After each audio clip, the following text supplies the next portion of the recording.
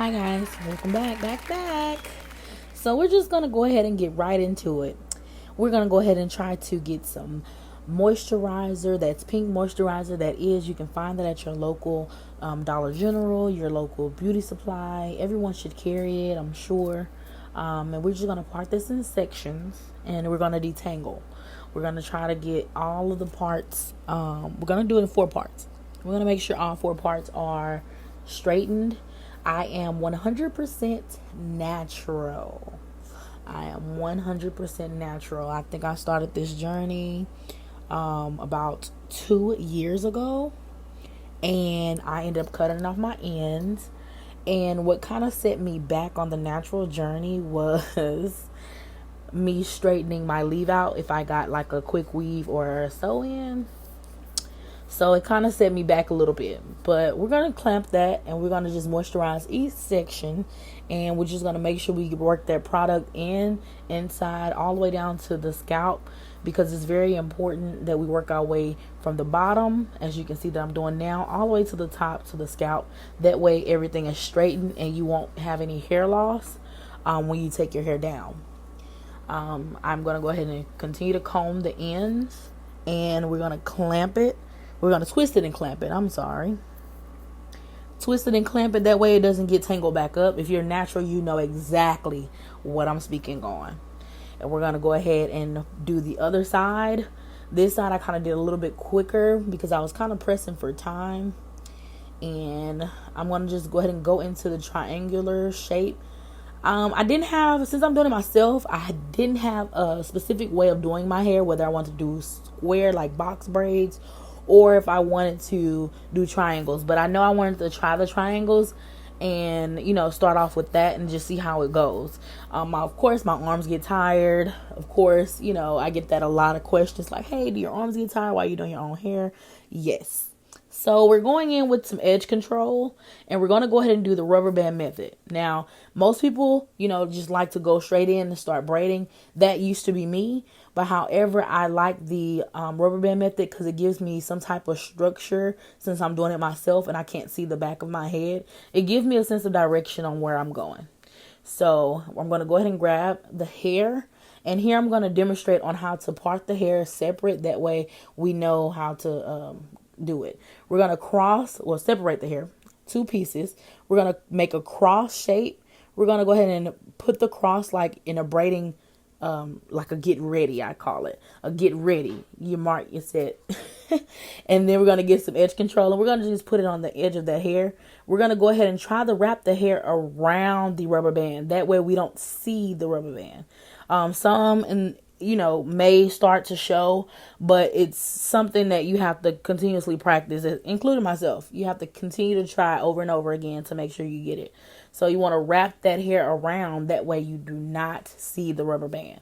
I've been there to where when I first tried the rubber band method, I would see my rubber band. I'm like, okay, I'm going back to the normal. I'm going back to the regular. This I cannot do. But like I said, practice make perfect. You just continuously do it. But I like that the rubber band method, like I said, it gives me a sense of direction. So you braid it all the way to the end. This is already pre-stretched hair. If you're looking for hair that's like, okay, I'm doing it myself and I don't want to take long, I would not suggest you get regular braiding hair. I would go look for pre-stretched hair. That way you can get it all the way to the end. And as you can see that I like to braid it all the way, like as much as possible. And with that, I like the pointy ends. As you can see, it goes big, then it gets skinny. I don't like the big look at the bottom, burn the ends. That's just not something that I'm interested in. Some people may may want to do what they want to do, but we're going to do what I want to do. So we're going to go ahead and go through the edges, and I am very tender-headed. I don't think I've ever, really talk about that much, but I am very tender-headed. Like anything and everything hurts my head. So that's one of the reasons why I do my own hair. Here I put edge control on my edges, and some people, like to do their edges at the end. I like to do my edges while I'm braiding. Like go ahead and just kind of swoop them in while I'm braiding, and it gives my braid a little bit more, definition with it. So we're going to do the same thing that we did with the first braid, and we're going to go ahead and go in with that, cross it up. And then we're going to go get set. All right, and begin. Make sure you are covering that rubber band. The thing that I just did with that flip, I don't know if you guys caught it. I'm sure you guys will catch it in another braid now that I'm mentioning it. What I like to do is turn it my way. I'll start off like I'm starting anyone else's hair, and then I like to flip it. That way it's easier for me to braid down instead of having my arms in the air the whole entire time. So, yes. We are braiding. And it's actually slower than what it looks. Now, I'm a fast braider, don't get me wrong. But when it's my hair, it's not that quick. It's not that quick. Again, you may have to even put it in your mouth. Now, this is, like I said, hey, I have to get it done the best way I can.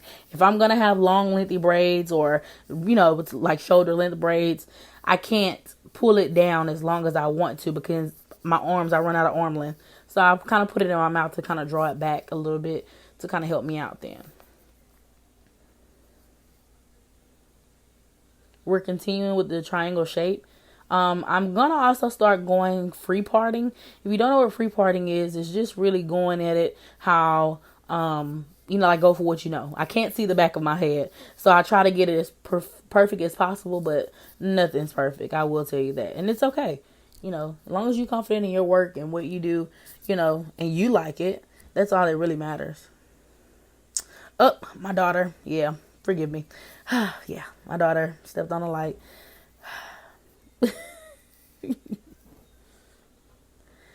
Yeah, I have the two little ones there with me as well. They love to join Mama in her glam closet. They love it. All right, get around that, and then I'm going to go ahead and flip it. As you can see, I just did it so I can, like I said, not have my arms in the air the entire time. It's definitely a help to go ahead and flip it your way. That way you're on the right end of the braid. Yeah, we're just going to pass that up. We're going to act like we didn't see that. Yeah. Also, with doing your own hair, you may have that slip up. You may add some hair that does not need to be in that section. However, nothing is perfect, especially when you're doing your own hair. But it's just the trying and the effort that you put into it. And then you get to say, hey, when people ask you, hey, who did your hair? Me. I did it. So it's a good thing.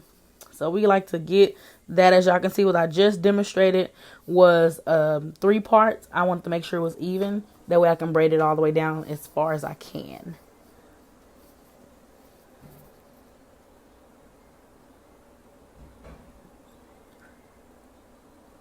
I have to detangle that part since I didn't detangle that side. I'm actually going going along as I go and detangling as I go. I wouldn't suggest you rubber band as many times as I had. I like to do that, but you don't have to do that. It's totally up to you. Totally up to you.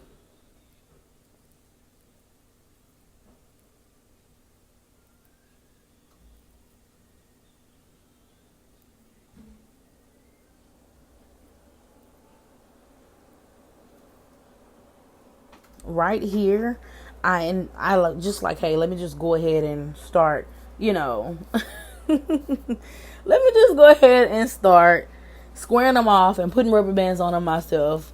I think that was the easier way to go ahead and go about it. Like, let me just go ahead and get it done. That way, I don't have to keep stopping, parting, and rubber banding. I can just do it all at one time and go back over and start braiding it. It's definitely a big help. Hey. We're back. I had to take a quick break, but we're back. So, I have pretty much finished everything. I had to switch braiding hair at the end because I ran out of hair. So this last braid will be longer than the other ones, but no one could ever tell. I'm sure you won't at the end of the video. So yes, I use edge control throughout my braiding process. That way I have less to cut when I go through and cut off the flyaways. The edge control kind of manages that flyaway hair and keeps it all in one braid. It is everything. There we go with the mouth method. And I like to braid it all the way to the end. Again, want to make sure it's very defined. Want to make sure just in case we want a bun, we can wrap that around. And it's really good that I can use this long braid as an anchor. All right. We are getting it done. All right, girl. So we're using Blue Magic, the blue one. It's the hair growth, actually. So I just like to rub it in my hands and rub it throughout my scalp just to make sure everything is kind of moisturized in there. I do have dry scalp, so I like to make sure it's moist. Also, with the olive oil green spray, it definitely smells really, really good. And I like to take 2 braids, tie them in a bow, like a bow. That's one way of wearing it. I can pull it all to one side, just like that. Yes, girl. Yes. I can put it all up in a bun, wrap that long braid around, and twist, twist, twist, twist, twist. Boom. There we go. A little edges. Edge care, edge care. Hey, girl. Hey, girl. Hey, girl. Hey, oh. Here's the finished look, guys. I love you. Don't forget to subscribe, like, and comment.